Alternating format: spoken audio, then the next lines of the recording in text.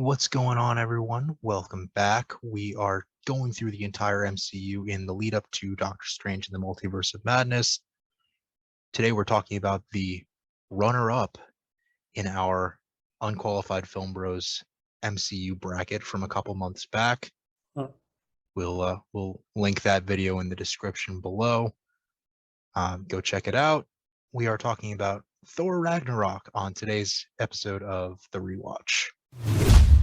Obviously, the post-credit scene has the biggest impact on these characters for the rest of the MCU, but I want to talk about the meat of the film. What do you think of Thor Ragnarok, Max? I mean, in comparison to the first two Thor movies, it is a complete tonal departure, and I think it's for the best. The first two Thor films, well, I think did honestly a pretty satisfactory job of introducing us to the character. The second one felt a little bit static. We talked about that in the first, or in our review of The Dark World, and how the characters didn't really move too much in terms of development, or at least it didn't put them in a space where they could. Yeah. Ragnarok kind of throws the whole thing out the window. The whole and brings formula.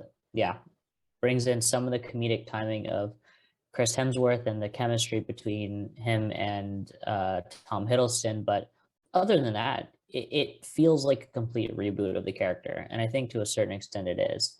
We don't have time to get into some of the more in-depth theories as to why, and why that might be, to make it sort of fit more and attach it more to this original two films. But yeah, for our purposes here tonight, it's a complete departure from the first two films, and it works. Yeah, I think you throw out the script on who Thor has been through Avengers: Age of Ultron, through his first 4 appearances in the MCU. You get no Mjolnir, his hammer's gone. No Odin, his dad dies. No Asgard, because he's stuck on Sakaar. No Jane Foster. No Eric Selvig. No Darcy Lewis. Everything no Darcy's intern. Ian. Yeah. I wonder what he's doing now. But yeah, I think one of the strengths of the MCU as a whole, and one of Kevin Feige's best decisions, is often, not always, there are exceptions, but often he will pair a director with a character. Jon Favreau was the guy for the first 2 Iron Man films. John Watts has been Spider-Man's guy for 3 films. James Gunn has been with the Guardians. I don't think Taika Waititi would have been the right choice for the first Thor film. I think we needed that version of the character at that time in the MCU. But he is the first director who's getting a second Thor film after the first 2 directors were one and done. And I think his changes to the world around Thor, not just the physical world, but the way that his character goes through life, is a really positive step, in that Hemsworth was tired of the way Thor had been portrayed. Fans didn't love the Dark World. You say it feels like a reboot. It is, essentially. You're not changing the actors per se, but you're essentially creating a new version of this character in the film. He hasn't been around since Age of Ultron. It's been a few years, couple years. And now you're putting him in a new space. You're letting Hemsworth be comedic, use his comedy chops. You get Tessa Thompson in there. You get Mark Ruffalo in there. You get Jeff Goldblum in there. It's a cast that really allows Waititi to play to his strengths as a writer and director. In a way, did he write this? I'm not entirely sure now that I say it. I don't know either. I know that he gave them a lot of direction to improvise too. Yeah, what I'm saying is he had a lot of creative input in in how this story was told, whether that's through direction or improvisation or playing the role of Korg, which is another great comedic part in this film. But I think he was given a lot of leeway by Marvel Studios to revamp, I think is the best word for it, the character of Thor and what's around him, while still keeping to the story beats of, you know, Thor is in a distant world, whether that's Earth in the first film or Svartalfheim, which is the name of the Dark World in Thor: The Dark World. Sakaar in this film. You get the villain Hela or Malekith or Laufey. You get the generic CGI army of monsters. It hits the same story beats, but they feel really fresh. And I think fresh is another good word to describe this film. It is, and I think a breath of fresh air is just kind of a longer version of saying the same thing, because it's what the character needed, though. Exactly, it breathed life into the character, and that's a reason why, spoiler alert, he's getting a fourth movie, Thor: Love and Thunder. First character to get it. First character to get one. And I think that says something, right? Is that there isn't, the end of Thor isn't here yet. At least this version of Thor. I mean, who knows what's going to happen in Love and Thunder, but we will get Hemsworth for another movie. And it's going to be I think it'll be very similar in tone to Ragnarok, and that'll be good too, right? There's going to be familiar elements. We will have been with the character for a while, especially after his character arc throughout Infinity War and Endgame. I think will be very interesting to follow. But going back to Ragnarok,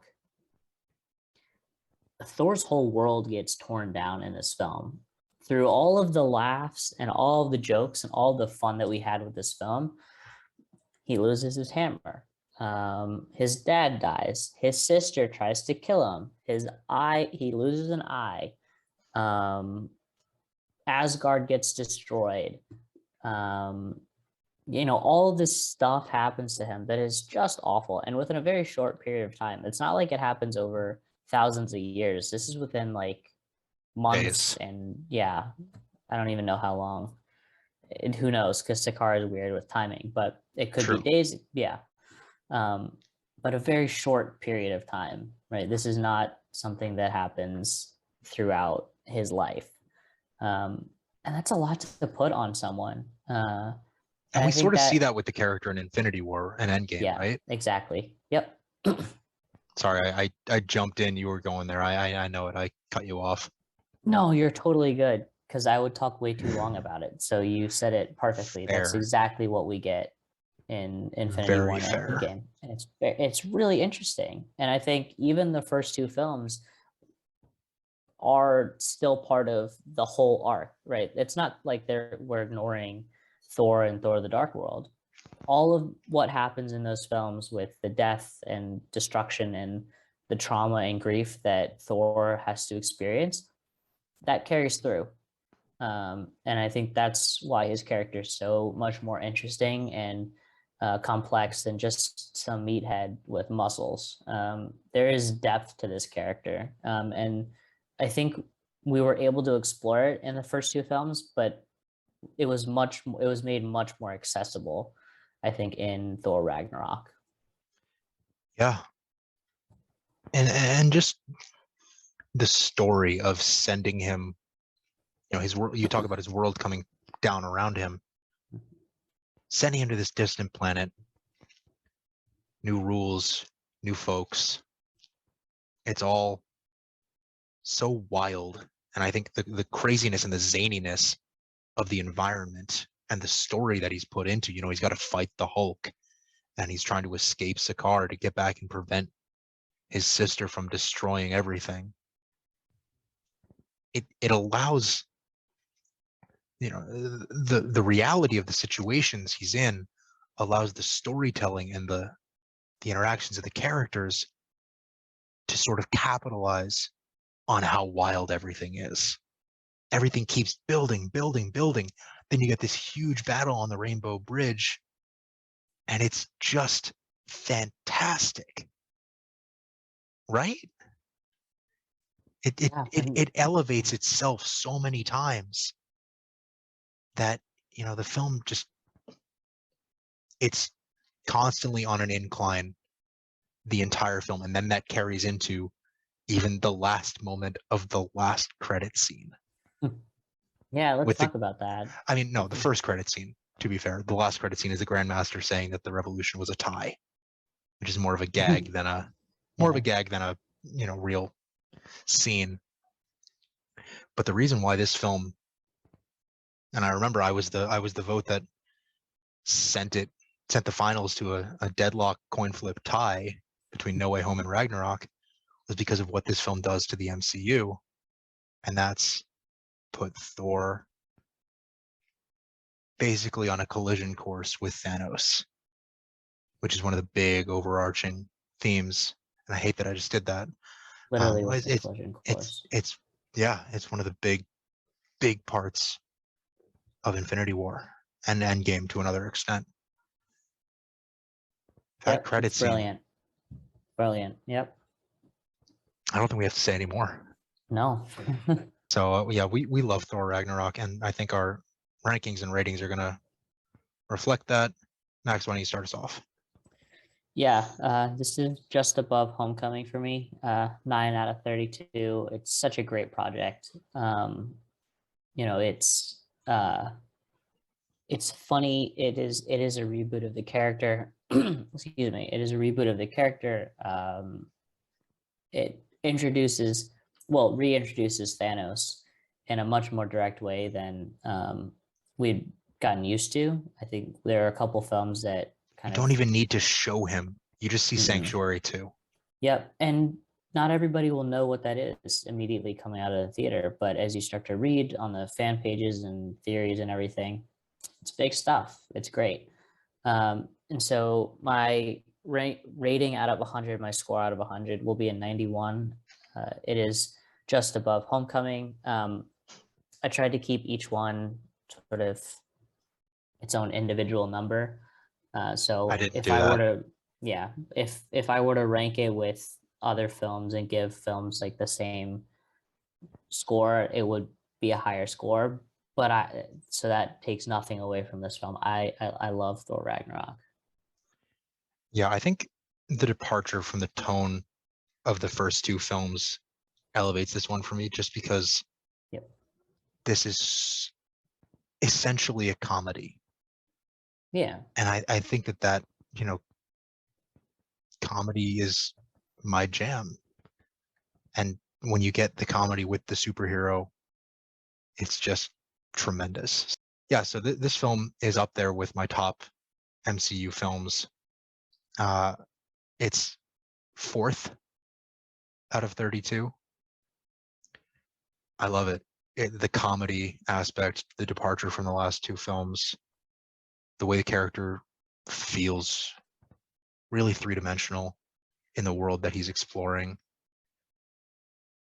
It's just, I mean, Taika Waititi's direction, Mark Mothersbaugh with the techno score, and still working in those original themes from Patrick Doyle and Brian Tyler. It's great. And my 0 to 100 score, about as high as you can get. I'm going to go 97. Yeah. Yeah, so that should just about wrap up this episode of Rewatch. We will see you for Black Panther tomorrow. Have a good night, everyone. Good night.